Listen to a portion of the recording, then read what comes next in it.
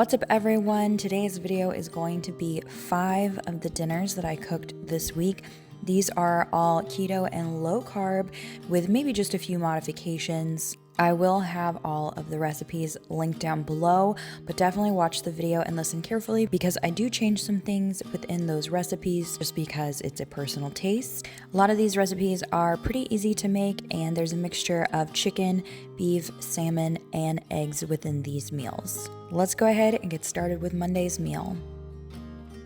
So for Monday, I pulled out my Instapot and I started making this chicken enchilada dish, which I've never actually made before. Just going to slice up some onions and some bell peppers, and I set my Instapot in saute mode so that way I could saute these up within the Instapot. If you don't have an Instapot yet, I highly recommend getting one. I use mine all the time, probably at least once a week. And I'll have mine linked down below. I got mine off of Amazon many years ago and it is still working really well.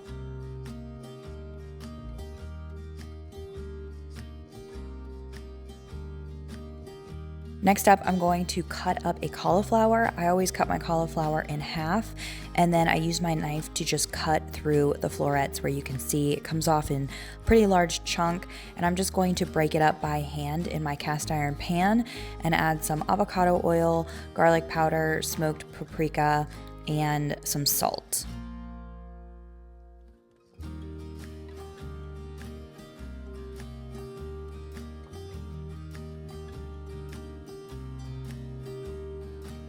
I'm gonna roast that in the oven. You can do around 400 degrees just until tender. Now I'm going to add my chicken thighs to my sauteed peppers and onions. So I'm just adding them in raw, and then we're gonna add this can of red enchilada sauce, and we're gonna add a can of diced green chilies.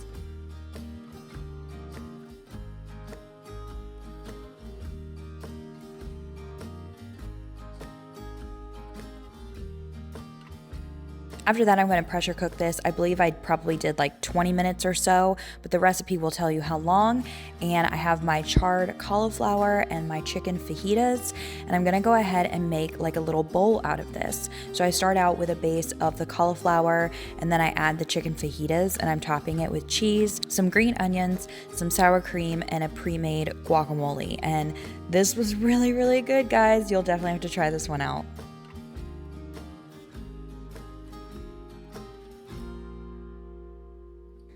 Next up for Tuesday, I'm going to be making a like lasagna in a bowl kind of thing. It's like a lasagna casserole, but without the noodles.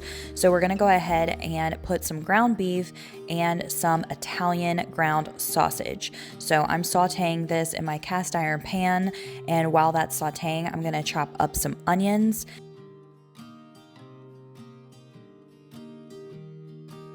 Once your meat and onions are browned, I'm going to add these jovial tomatoes. So this is like a whole tomato and a crushed tomato.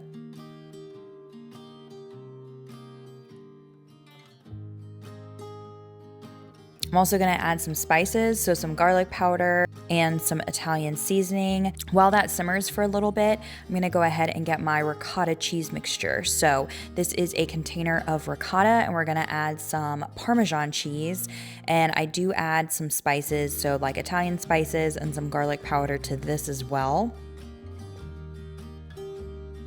After stirring that up really well, we're just going to like plop it, like spoon plop it on top of our sauce and meat mixture. I then topped it with some mozzarella cheese, and we're gonna go ahead and put it in the oven so that way it can get nice and bubbly.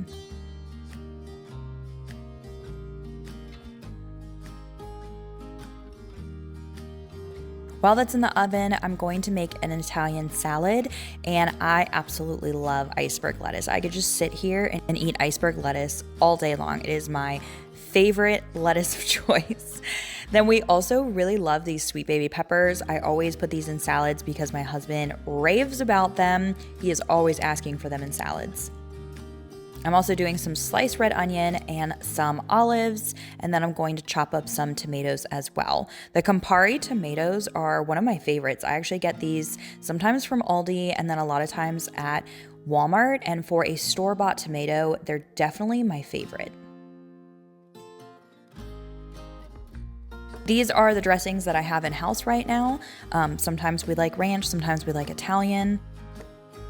And this is what the lasagna looks like after it comes out of the oven. So we're just gonna have a bowl of lasagna and then a bowl of salad as well, which the salad was just so good.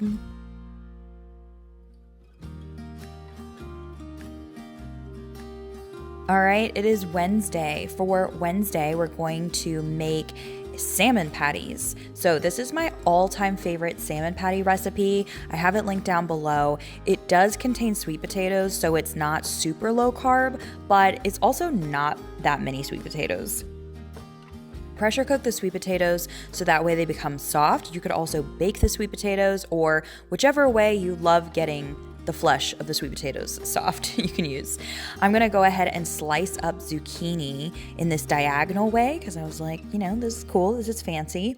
And then we're gonna top it off with some avocado oil, some salt, some garlic powder, some curry powder, and a little bit of red pepper flakes.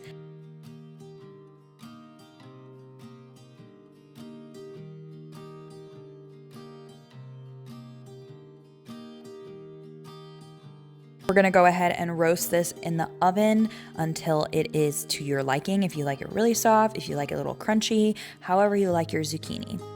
I'm gonna slice up some cabbage. We're making a curried cabbage salad, which honestly, this is actually my own recipe. I just made it up on the spot because I really wanted to do like a curry type of meal, but have something fresh and raw. And Alvin and I recently, we just realized we love raw cabbage. I mean, we love cooked cabbage too, but a cabbage salad is delicious. I'm adding some sliced white onion, some sliced jalapenos, and then some sliced bell peppers. I'm gonna add extra virgin olive oil, rice wine vinegar, some salt, some curry powder, garlic powder, and some mayo. This is my new salad bowl that I got from IKEA, and I absolutely love it. That's why I'm making so many salads in it recently. And I tried a bite of this, and it was so good. Highly recommend making that. Now we're gonna start on the salmon patties. The recipe is down below, so if I go too fast, you can definitely find everything there. I do not take the bones out of my salmon patties. I actually just leave them in and crush them up with my hands when I'm mixing everything together because they are a really good source of vitamins and minerals, and they're super soft, so you don't even realize that they're in there. I am adding some Old Bay hot sauce and some almond flour, some eggs, and then since the sweet potatoes were done, you add your sweet potato flesh. That sounds terrible, but you add that to your salmon patties. Some garlic powder and a little bit of salt and a little bit of smoked paprika as well. Give that a good mix, and our zucchini was actually done by that time, so I pulled it off of the sheet pan so that way I could bake the salmon patties on the same pan.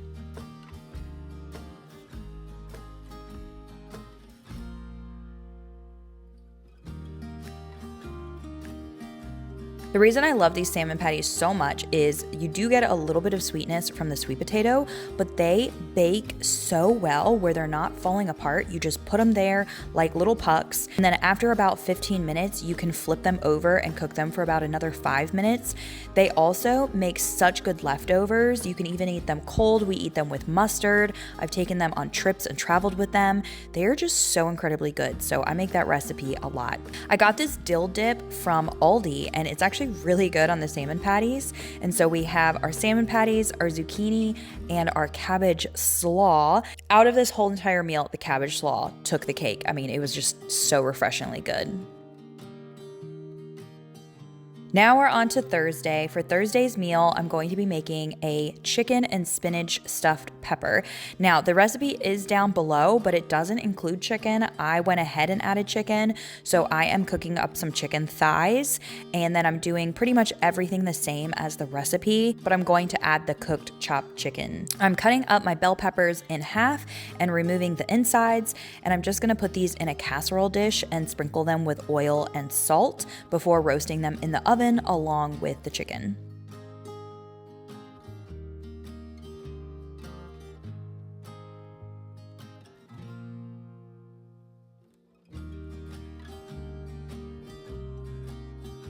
Now we're gonna get our filling mixture ready. So we have some avocado oil and some onions. We're gonna do some garlic, and we're going to cook this until it is a little browned. And then I'm going to add a whole bag of spinach, but I like to rough chop the spinach. I don't really like all of the long strings of spinach, so I chopped it up a little bit. We're gonna saute all that so that way the spinach is cooked down, and then we're gonna add a whole thing of ricotta and some salt, some fresh pepper and garlic powder, and I did add some red pepper flakes as well, and a drizzle of olive oil.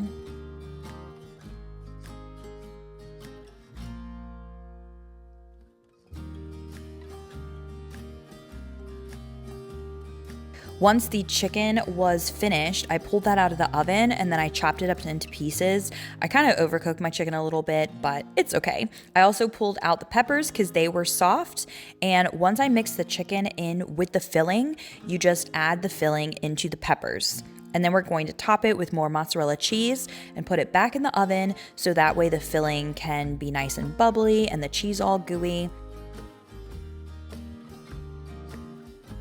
This meal would also be really good with a side salad, but we just had this because I was actually making this for lunch before I went to work, and then Alvin was just going to heat up the leftovers later. All right, the last meal is Friday. We're going to make some egg fried rice. So we're starting out with avocado oil in the pan, and I'm also adding some tallow because I wanted to get some flavor without using butter because I was gonna be cooking it on kind of a high heat. So we're gonna start out with onion and bell peppers, and I'm chopping up everything really fine so that way it's just a nice little bite with our rice. Obviously, when I say rice, I mean cauliflower rice.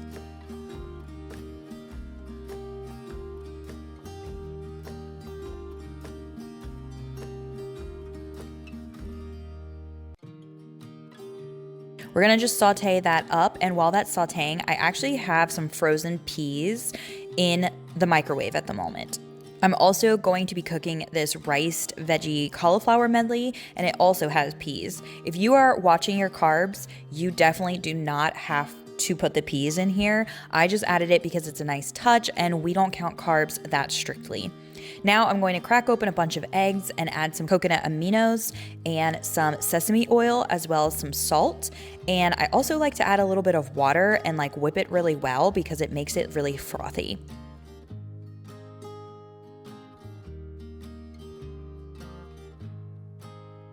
I'm adding my cooked peas and making a little spot here for some extra avocado oil so I can throw my egg mixture into the pan.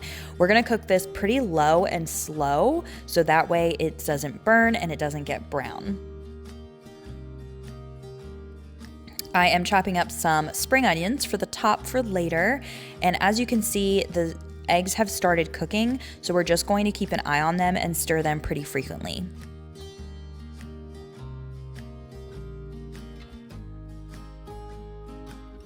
I am adding some garlic powder, some red pepper flakes, and later on I'll be adding some white pepper as well.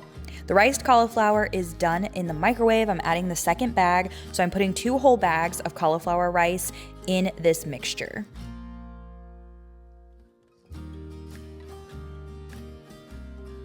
I'm adding some extra coconut aminos, some more sesame oil, and some salt. This is also when I add the white pepper.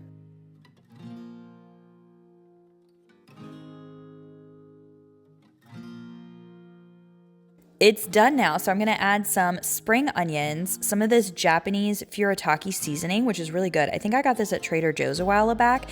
It's like sesame seeds and nori. And then I like to top mine with sriracha. I'm gonna add some of the chili garlic sauce on the side of the bowl and some avocado.